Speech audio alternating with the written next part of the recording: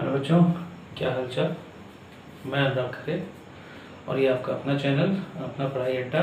जैसा कि प्रॉमिस किए थे कि अगला वीडियो न्यूमेरिकल पे होगा, तो आज का वीडियो न्यूमेरिकल पे ही है। Topic electric charges and field. अच्छा, आज जितने भी न्यूमेरिकल होंगे वो सिर्फ पॉइंट चार्जेस पे ही होंगे, ठीक है।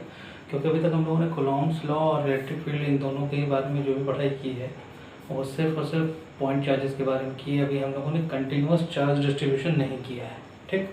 तो कंटिन्यूस चार्ज डिस्ट्रीब्यूशन जो अपना कंप्लीट हो जाएगा और गॉस लॉ जब अपना कंप्लीट हो जाएगा तो उन पे बेस्ड न्यूमेरिकल का अपना एक अलग से सेपरेट वीडियो आ जाएगा। तो आज का वीडियो शुरू करते हैं। पहला टाइप क्या होता है, टाइप 1 क्या होता है। टाइप 1 जो होता है वो होता है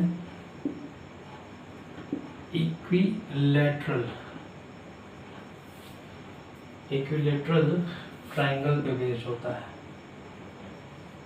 ठीक है।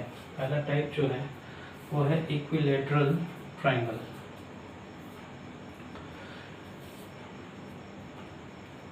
अब इक्विलैटरल ट्राइंगल पे कैसे क्वेश्चंस होते हैं। इक्विलैटरल की अगर हम लोग बात करें तो इक्विलैटरल में इस तरीके के क्वेश्चन बन जाते हैं कि ये आपका इक्विलैटरल ट्राइंगल दिया हुआ है, ठीक है। ये वर्टेक्स ए है, ये बी है और ये सी है, ठीक है। यहाँ पर कोई एक प्लस क्यू चार्ज रखा हुआ है, यहाँ पर कोई प्लस क्यू चार्ज है, यहाँ पर कोई प्लस क्यू चार्ज है। सेंटर पर अगर कोई स्मॉल क्यू चार्ज रख दिया गया, ठीक। और अगर ये इक्विलैटरल ट्रायंगल है तो इसका एज क्या होगा, ए और ए। क्वेश्चन क्या फ्रेम कर देते हैं, ये क्वेश्चन फ्रेम कर देते हैं कि फाइंड the magnitude and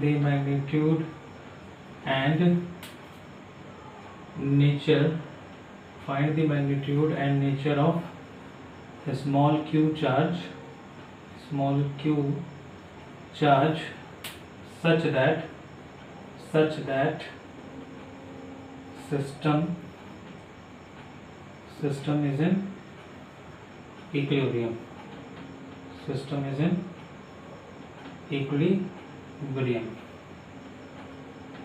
ठीक है।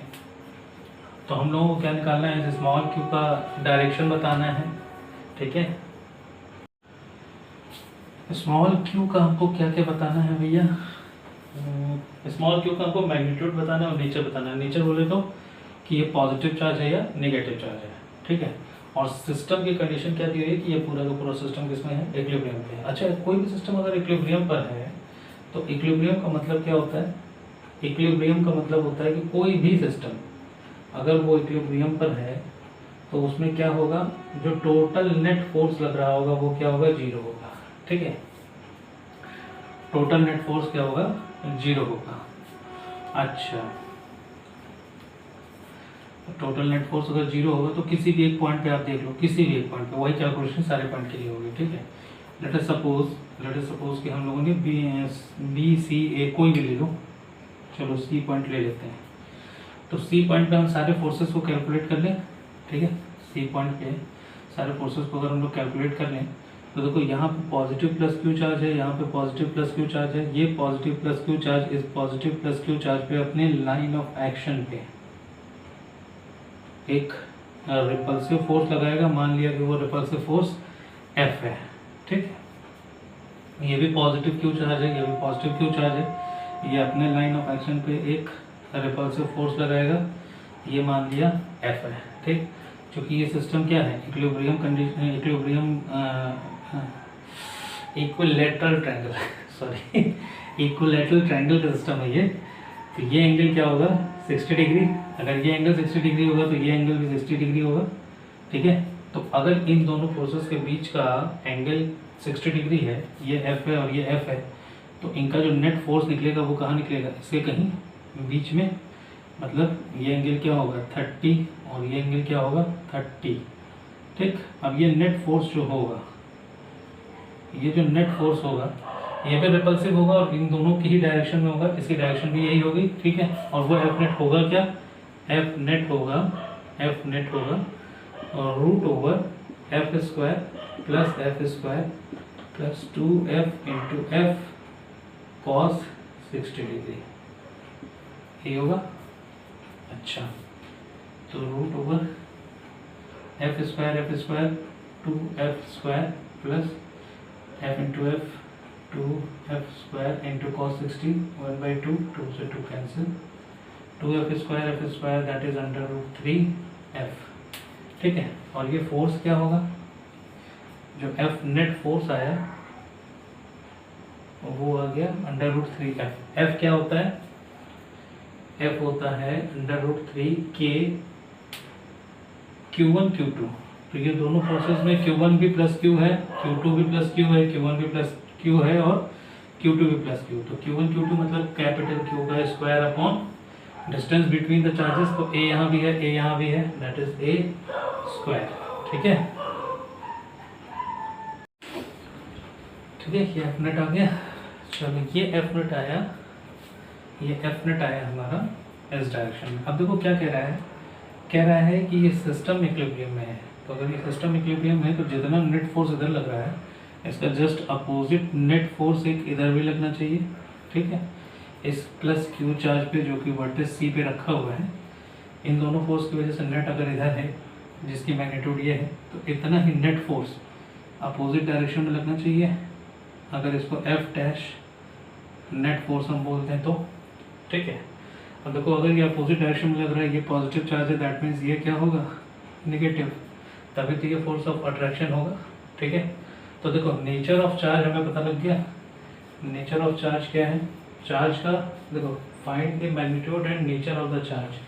तो हमें मैग्नीट्यूड और नेचर दोनों बताना। तो मैग्नीट्यूड अभी हम लोग इक्वेट करके निकाल लेंगे, नेचर हमें पता लग गया कि ये नेगेटिव चार्ज होगा। ठीक, चलो इतनी चीज़ों को जो हम लोगों ने कैलकुलेट किया है, इसको हम लोग एक जगह लिख लेते हैं। अच्छा, चलो, एक नेट फोर्स हमारे पास आ रहा है ये, और इस नेट फोर्स की जो वैल्यू है, एफ नेट जो हमारे पास आया है वो आया है KQ² बाई A²। ठीक, और इंटू हो गया है अंडर रूट 3। ठीक, अंडर रूट 3 टाइम्स था ये।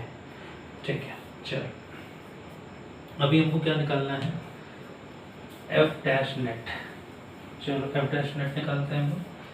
एफ डैश नेट क्या होगा, प्लस क्यू और माइनस क्यू के बीच में ये लग रहा है, तो एफ डैश नेट क्या होगा, एफ डैश नेट होगा के plus Q small Q upon distance. देखो यहाँ पर माइनस क्यू नहीं लिखेंगे, क्यों, क्योंकि हम लोग अभी इस फोर्स की मैग्नीट्यूड को निकाल रहे हैं। ठीक है, इस फोर्स के मैग्नीट्यूड को निकाल रहे हैं, ना कि डायरेक्शन को। भाई माइनस साइन तो ऑलरेडी ये बता दिया ना कि ये अट्रैक्टिव फोर्स है, तो अब हमें नेगेटिव लगाने की जरूरत नहीं है, उसने डायरेक्शन तो अपने ऑलरेडी बता दी है ना। ठीक है, आ रही बात समझ में, नेगेटिव साइन क्या बताता है, सिर्फ और सिर्फ डायरेक्शन। तो यहाँ पे हमें मैग्नीट्यूड निकालना है, तो ये क्यू को प्लस क्यू ही लेके चलो, माइनस क्यू लगाने की जरूरत नहीं है। ये सारी चीज़ें हम लोग डिस्कस कर चुके हैं जब हम लोगों ने कूलॉम्स लॉ को पढ़ा था। ठीक, अब बात करते हैं KQ1 Q2 by R²। R क्या होगा, अब अगर ये O सेंटर है, तो आप लोग मैथमेटिक्स में जानते होंगे इक्विलैटरल ट्रायंगल के लिए कि अगर कोई एक इक्विलैटरल ट्रायंगल है, ठीक, और ये उसका सेंटर O है, तो इसके सेंटर से इसकी सारी मीडियंस पास करती हैं, और सारी की सारी मीडियन एक दूसरे पे क्या करती हैं, ओवरलैप। तो ये जो O पॉइंट है, इस O पॉइंट को हम क्या बोलते थे, सेंट्रोइड। सेंट्रोइड याद आ रहा है, इसको हम लोग क्या बोलते थे, सेंट्रोइड। और ये सेंट्रोइड क्या करता था, ये सेंट्रोइड किसी भी मीडियम को 2:1 में 2:1 में डिवाइड कर देता था। ठीक, और लेंथ ऑफ द मीडियन क्या होती थी, ये तो 10th क्लास में पढ़े हो गया। इक्विलैटरल ट्रायंगल की लेंथ ऑफ द मीडियन क्या होती थी, दैट इज √3/2a। ठीक है, ये होती थी। दैट मीन्स अगर सिर्फ इतना पोर्शन बात की जाए, तो सिर्फ इतना पोर्शन क्या हो जाएगा, 2 × √3/2a। और ये पोर्शन क्या हो जाएगा 1 इंटू √3/2a। तो देखो यहाँ पे हमें इस पोर्शन से मतलब है, तो इसकी वैल्यू क्या हो जाएगी, 2 से 2 कट गया, दैट इज √3a। ये क्या हो जाएगा √3a। ठीक है, आगे बात समझ में क्लियर है। ये सारी चीज़ें बेसिक हैं जो आप लोगों को पता होनी चाहिए। सो देखो अगर ये डिस्टेंस √3a है तो ये क्या हो गया √3a का स्क्वायर। ठीक, तो f डैश नेट क्या होगा, f डैश नेट हो जाएगा आपका k q small q by 3a square. ठीक, अच्छा f नेट ये है, f डैश नेट ये है, और क्या कहा जा रहा है कि सिस्टम इक्विलिब्रियम पर है। तो इक्विलिब्रियम पर क्या हो जाएगा, एट इक्विलिब्रियम क्या होगा, f नेट 0 होना चाहिए, मतलब ये और ये opposite forces should be equal, तभी तो नेट फोर्स 0 होगा। दैट मीन्स क्या होगा, f net should be equals to f dash net. f net है क्या, f नेट है k capital Q square by a square √3, और f डैश नेट क्या है, f डैश नेट है k q small q 3a square. k से k cut गया, capital Q से एक कैपिटल Q कट गया, a स्क्वायर से a स्क्वायर कट गया, a स्क्वायर से a स्क्वायर पूरा कट गया ना, ये 3 आके यहाँ मल्टीप्लाई कर दिया, कैपिटल Q बचा, तो स्मॉल q की मैग्नीट्यूड क्या आ गया, स्मॉल q आ गया 3 टाइम्स √3 कैपिटल Q। ये आपका क्या मिल गया, मैग्नीट्यूड। ठीक, आगे बात समझ में। तो हमें क्या क्या बताना था, हमें स्मॉल q चार्ज का मैग्नीट्यूड बताना था और नेचर बताना था। नेचर हम लोगों ने बता दिया कि वो नेगेटिव चार्ज होगा, मैग्नीट्यूड हम लोगों ने बता दिया कि वर्टिसेस पे रखा हुआ जो चार्ज है उसका वो 3 टाइम्स होगा। ठीक है, अब देखो इसी में ये चेंज क्या कर सकता है, वो वर्टिसेस पे नेगेटिव चार्ज रख सकता है, और सेंटर पे तब प्लस, अगर स्मॉल q चार्ज रखा होता तब उसका नेचर क्या होता, अगर वर्टिसेस पे नेगेटिव है तो यहाँ पे पॉजिटिव होना चाहिए, वर्टिसेस पे पॉजिटिव है तो यहाँ पे नेगेटिव होना चाहिए, तभी तो सिस्टम इक्विलिब्रियम पे आएगा। तो वो आप लोग निकाल लोगे। ठीक है, तो ये था आपका type 1।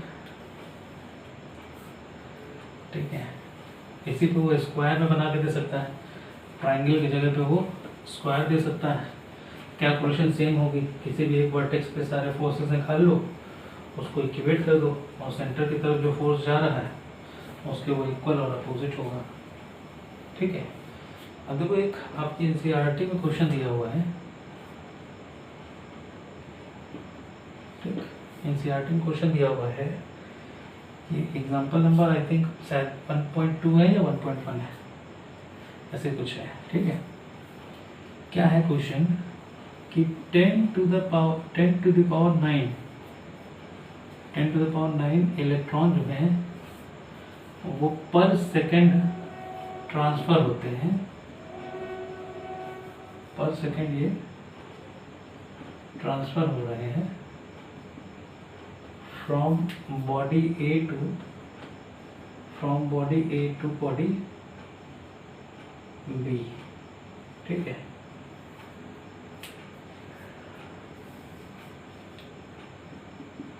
find the time in which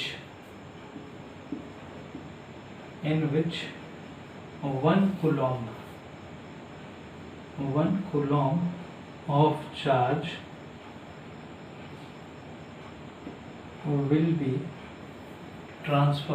of charge will be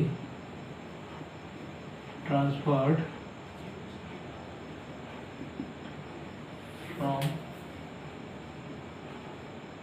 body A to body B।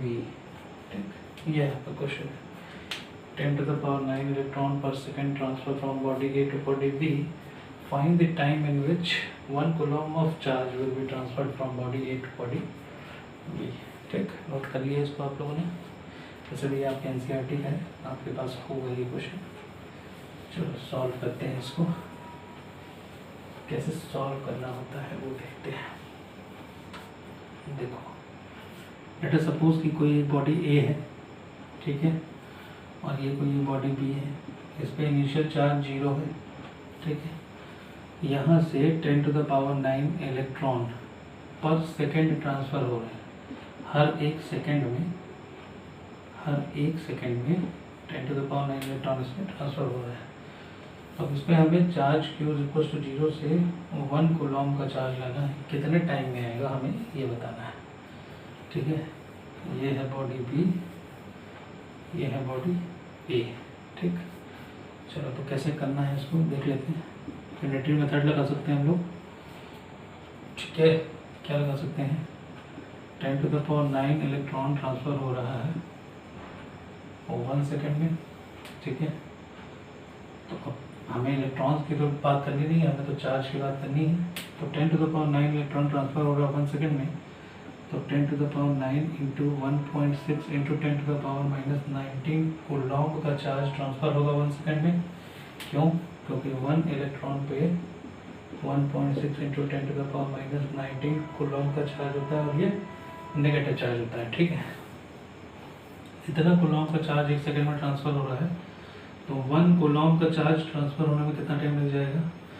1 Coulomb का चार्ज ट्रांसफ़र होने में लग जाएगा 1/10 देखो 10 to the power -19 है, 10 to the power +10 है, 10 to the power -19 10 to the power 9, ये बना देगा 1.6 into 10 to the power -10 second. इतने सेकेंड का टाइम लगेगा, ठीक है। इसको थोड़ा और कैलकुलेट कर लें, ये आ जाएगा आपका 10 to the power 10/1.6 और ये हो जाएगा आपका 10, इसको हम लोग कर सकते हैं 10/1.6 into 10 to the power 9 second, ठीक है। अच्छा वो क्या हो जाएगा, ये 10/1.6 100/16 16 6 96 4 पॉइंट लगा दो 0, 16 2 32 8 पॉइंट लगा दो 0, 16 5 80, ठीक है। 6.25, सो 6.25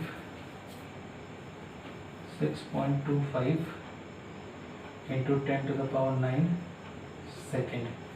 इतने सेकेंड में 1 कूलॉम का चार्ज जो है वो ट्रांसफ़र होगा, ठीक है। अब जरा इसको ईयर्स में निकालो, कितने ईयर्स हो जाएंगे? एक साल में कितने दिन होते हैं? 365 इंटू 365 इंटू एक दिन में कितने घंटे? 24। एक घंटे में कितने मिनट? 60। एक मिनट में कितने सेकंड? 60। तो ये ईयर्स में आ जाएगा, ये ईयर्स में आ जाएगा। निकालो जरा इसको, कैलकुलेट करो क्या बनेगा। ये बन जाएगा आपका, एक मिनट, ये बन जाएगा आपका, ठीक है। तो इसको आपको कैलकुलेट कर लेना, आप लोगों के पास कैलकुलेटर होगा, आप लोग उसको कैलकुलेट कर लेना। ये लगभग आएगा आपका 198 पॉइंट समथिंग 18, मतलब अप्रॉक्सीमेटली 198 ईयर्स, ठीक है। मतलब 10 to the power 9 इलेक्ट्रॉन अगर पर सेकेंड ट्रांसफ़र हो रहे हैं from body A to body B, तो बॉडी बी पे 1 कूलॉम का चार्ज लाने के लिए आपको लगभग 200 साल का टाइम लग जाएगा, 200 ईयर्स। तो समझ लो आप कि 1 कूलॉम का चार्ज ट्रांसफ़र करने में कितना ज़्यादा टाइम लग रहा है, ठीक। तो ये तो एनसीईआरटी का क्वेश्चन था आपका। नेक्स्ट क्वेश्चन देखते हैं। नेक्स्ट क्वेश्चन भी आपका एनसीईआरटी का ही है। टाइप्स इस तरीके के दे सकता है, ठीक है।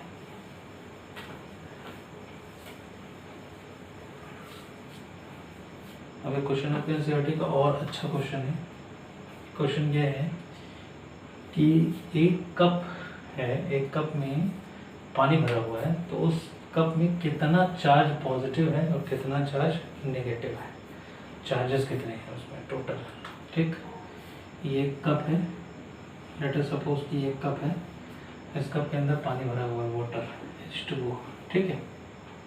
और ये कहा गया है कि इस कप में 180 ग्राम वाटर फिल है, ठीक है, 180 ग्राम वाटर इसके अंदर फिल है। तो find how much positive and negative charges are there, ठीक। पूछ रहा है कि कितना पॉजिटिव और कितना नेगेटिव चार्ज इस कप के अंदर है, ठीक है। तो चलो सबसे पहले तो ये जानो कि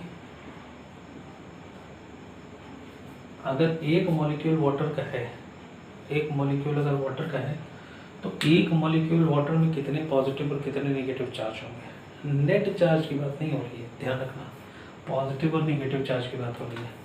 अगर हम वाटर के नेट चार्ज की बात करें तो वो 0 होगा, ठीक। लेकिन अगर हम पॉजिटिव और नेगेटिव की बात करें, पॉजिटिव और नेगेटिव चार्ज की बात करें, तो वो 0 नहीं होगा। क्यों? वाटर मॉलिक्यूल में ऑक्सीजन का एटॉमिक नंबर बताओ 8, ठीक है, और हाइड्रोजन का 2। इसका मतलब अगर ऑक्सीजन के 8 एटॉमिक नंबर है तो ऑक्सीजन के पास 8 इलेक्ट्रॉन होंगे, हाइड्रोजन के पास 2 इलेक्ट्रॉन होंगे। तो इसका मतलब है कि एक मॉलिक्यूल वाटर का अपने पास 10 इलेक्ट्रॉन का नेगेटिव चार्ज रखता है। एक मॉलिक्यूल वाटर का अपने पास 10 इलेक्ट्रॉन का नेगेटिव चार्ज रखता है। क्यों? 8 इलेक्ट्रॉन ऑक्सीजन के और 2 इलेक्ट्रॉन हाइड्रोजन के। ऑक्सीजन और हाइड्रोजन मिलकर 10 इलेक्ट्रॉन रखते हैं, ठीक। अब वाटर मॉलिक्यूल जितने इलेक्ट्रॉन रखता है उतने ही प्रोटॉन भी तो रखता है, इसका मतलब 10 इलेक्ट्रॉन का नेगेटिव चार्ज और 10 प्रोटॉन का पॉजिटिव चार्ज हर एक वाटर मॉलिक्यूल के ऊपर होता है। लेकिन अगर हम नेट चार्ज की बात करें तो ये 10 पॉजिटिव 10 नेगेटिव को न्यूट्रलाइज कर देते हैं।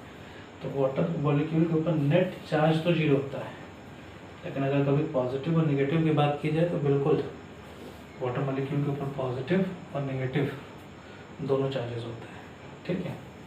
तो क्वेश्चन में हमसे यही पूछा गया है कि अगर एक कप में 180 ग्राम वाटर रखा हुआ है, एक कप में 180 ग्राम पानी भरा हुआ है, इस पानी में कितना पॉजिटिव और कितना नेगेटिव चार्ज होगा। तो चलिए ठीक है, कैलकुलेट करना शुरू करते हैं। एक मॉलिक्यूल पे कितना चार्ज है तो पहले ये निकाल लें कि 180 ग्राम वाटर अगर भरा है तो उसके अंदर कितने मॉलिक्यूल होंगे, निकाल लें। चलो तो ये तो हमें क्लियर हो गया कि वाटर के हर एक मॉलिक्यूल में 10 इलेक्ट्रॉन 10 इलेक्ट्रॉन और 10 प्रोटॉन होते हैं, ठीक। क्लियर है, ये क्लियर है, दिख रहा है बोर्ड पे? परफेक्ट दिख रहा है, ठीक है। 10 इलेक्ट्रॉन और 10 प्रोटॉन होते हैं, ठीक। तो अब निकालें, पहले तो आप H2O का मॉलिक्यूलर मास निकाल लो। 1 mole of H2O, number of mole तो जानते ही होंगे, केमिस्ट्री में पढ़े हो। 1 mole of H2O has 18 gram of H2O। Molecular mass क्या होगा H2O का? H2O का मॉलिक्यूलर मास क्या होगा? 18 ग्राम, ठीक। तो एक मोल H2O में 18 ग्राम H2O होगा बाय वेट, ठीक। अब देखो, अगर एक मोल में 18 ग्राम है तो 180 ग्राम में कितने मोल होंगे? 18 ग्राम इक्वल्स 1 मोल। हाँ, तो 1 ग्राम इक्वल्स 1/18 मोल। तो 180 ग्राम, 180 ग्राम पानी इसके अंदर है, 180 gram is equals to 180 into 1/18 mole. इसका मतलब 10 मोल। मतलब क्या समझ में आया कि इस कप के अंदर 10 मोल वाटर भरा हुआ है, 10 मोल वाटर भरा हुआ है। ठीक है भाई, अच्छी बात है। ठीक है, अब आपने मोल कंसेप्ट में पढ़ा होगा एवोगाड्रो नंबर। ठीक है, किसी भी सब्सटेंस के 1 मोल में, किसी भी सब्सटेंस के 1 मोल में n नॉट मॉलिक्यूल्स होते हैं, n नॉट मॉलिक्यूल्स होते हैं। n नॉट की वैल्यू क्या होती है 6.022 इंटू 10 टू द पावर 23। ठीक, तो एक मोल में 6.022 इंटू 10 टू पावर 23 मॉलिक्यूल्स हैं। ठीक है, एक मोल में कितने मॉलिक्यूल्स हैं? हमारे कप में कितना पानी भरा हुआ है? 10 मोल। तो 10 मोल में कितने हो जाएंगे? 10 मोल में हो जाएंगे 6.022 इंटू 10 टू द पावर 24। 10 आके यहाँ मल्टीप्लाई होगा तो 23 से 24 हो जाएगा। इतने मॉलिक्यूल्स हमारे आ जाएंगे। ठीक है, मतलब इस कप के अंदर वाटर के इतने मॉलिक्यूल्स प्रेजेंट हैं। ठीक है, अब देखो पूछा गया find how much positive and negative charges are there. तो देखो एक मॉलिक्यूल जो है वो 10 इलेक्ट्रॉन का नेगेटिव चार्ज कंटेन करता है। तो इतने मॉलिक्यूल कितना कर लेंगे? तो नेगेटिव चार्जेस कितने हो जाएंगे? नेगेटिव चार्जेस इतने मॉलिक्यूल हैं और एक मॉलिक्यूल 10 इलेक्ट्रॉन का करता है, तो 10 इलेक्ट्रॉन इंटू दिस। ठीक, 6.022 इंटू 10 टू द पावर 24। ठीक, एक मॉलिक्यूल 10 का करता है तो इतने मॉलिक्यूल इतने का करेंगे। मतलब क्या हो गया ये 6.022 into 10 to the power 25 electron का नेगेटिव चार्ज होगा। ठीक है, आगे बात समझ में? इसको और कैलकुलेट कर लो, एक इलेक्ट्रॉन पे कितना चार्ज होता है 1.6 into 10 to the power -19 coulomb. ये हो जाएगा आपका 6.022 into 1.6 into 10 to the power 25 में 10 टू द पावर -29 जाएगा तो -19 जाएगा तो कितना बचेगा 6 10 टू द पावर 6। ठीक है, 6022 इंटू 16 तो 3 जीरो ये 1 ये 4 इंटू 10 टू द पावर 2। ठीक, इतना निगेटिव चार्ज होगा। ठीक है, और इतना ही पॉजिटिव चार्ज होगा, क्योंकि 10 इलेक्ट्रॉन थे और 10 प्रोटॉन थे। फर्क क्या था? सिर्फ नेगेटिव और पॉजिटिव का। तो ये इतने नेगेटिव चार्ज होंगे और इतने ही पॉजिटिव चार्ज होंगे।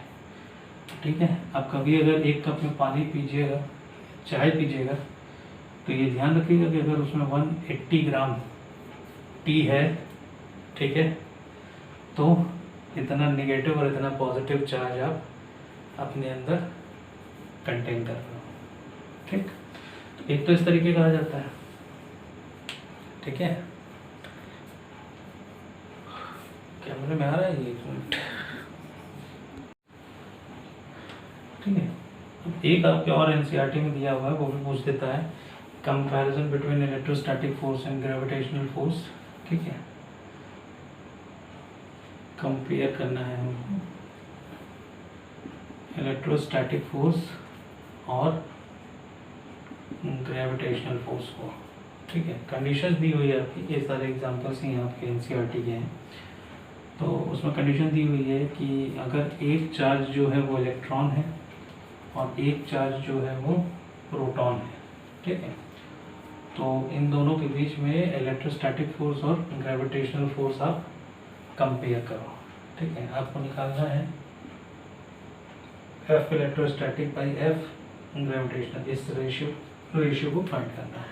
ठीक, अच्छा, आपको दे रखी है चीज़ें क्या कि मास ऑफ इलेक्ट्रॉन दे रखा है आपको 9.11 into 10 to the power -31 kg। ठीक है, मास ऑफ प्रोटॉन दे रखा है आपको 1.67 into 10 to the power minus 27 kg। ठीक है, चार्ज ऑफ इलेक्ट्रॉन दे रखा है आपको, चार्ज ऑफ इलेक्ट्रॉन दे रखा है 1.6 into 10 to the power minus 19 coulomb. Charge of proton दे रखा है, ये माइनस में है, और ये 1.6 into 10 to the power minus 19 coulomb positive में है। ठीक, इतना डेटा आपको दे रखा है। ये लिख दिए गलत जगह पे है,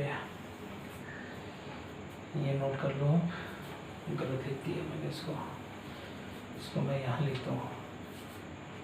मास of electron 9.11 into 10 to the power minus 31 kg। Mass of proton जो है 1.67 into 10 to the power minus 27 kg। ठीक, चलो शुरू करते हैं। अब एक चार्ज ये है, एक चार्ज ये है, इन दोनों के बीच की जो डिस्टेंस है वो अगर स्मॉल r है तो F इलेक्ट्रोस्टैटिक क्या होगा? F इलेक्ट्रोस्टैटिक होगा K E into P। E और P दोनों क्या है? और अगर हम मैग्नीट्यूड की बात कर रहे हैं तो मैग्नीट्यूड में प्लस और माइनस देखा नहीं जाता, तो E का स्क्वायर कर सकते हैं। जितना चार्ज इलेक्ट्रॉन पे होगा उतना ही चार्ज प्रोटॉन पे भी, उतना ही चार्ज प्रोटॉन पे भी होगा, तो के E square by R square कर सकते हैं। ठीक है, और एफ जी ग्रेविटेशनल फोर्स निकाल लें जरा। जी m1 m2 मतलब mass of electron into mass of proton upon distance between them, that is R square. ठीक है, दैट इज आर स्क्वायर।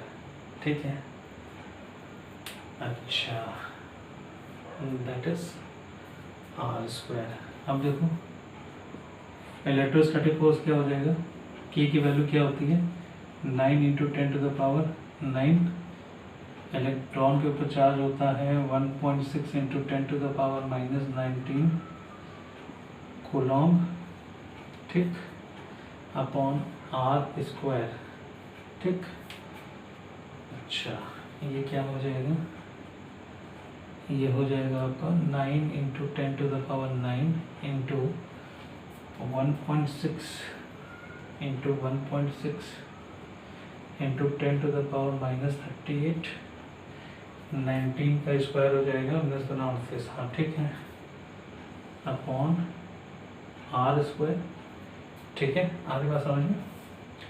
यहाँ से एफ इलेक्ट्रोस्टैटिक ये आपको नज़र आ रहा है, एक मिनट, नज़र आ रहा है ये नहीं, अभी तो नज़र आ रहा है लेकिन बाद में लिखेंगे तो नज़र ये नहीं दिख रहा है आपको। चलो यहाँ कर लेते हैं, एफ इलेक्ट्रोस्टैटिक क्या हो जाएगा माइनस 39, 38 में से 9 जाएगा तो 8 हो गया, ये 30, 29 minus 29 that is 9 into 10 to the power 9, 9 into 1.6 into 1.6 into 10 to the power minus 29 upon R square. ये इलेक्ट्रोस्टैटिक फोर्स आ गया 9 इंटू 1.6 इंटू 1.6, 38 में 9 गया, 8 1 9 29। हाँ ठीक है, तो चलो इसमें यहाँ लिख लिया जाए, यहाँ पे इसको लिख लेते हैं। एफ इलेक्ट्रोस्टैटिक जो आ गया वो आ गया 9 into 1.6 into 1.6 into 10 to the power minus 29 by R square. ठीक है, चलो अच्छा, ग्रेविटेशनल फोर्स क्या हो जाएगा, capital G is equal to, capital G की वैल्यू क्या होती है 6.67 into 10 to the power minus 11। 11 में पढ़े होगे नहीं ये सब, ग्रेविटेशन में, ग्रेविटेशन चैप्टर में 6.67 into 10 to the power minus 11 into mass of electron क्या होता है बेटा, मास ऑफ इलेक्ट्रॉन होता है 1.6, सॉरी मास ऑफ इलेक्ट्रॉन है 9.11 into 10 to the power minus 31 into mass of proton. तो मास ऑफ प्रोटॉन क्या है 1.67 into 10 to the power -27 divided by r²। ठीक है,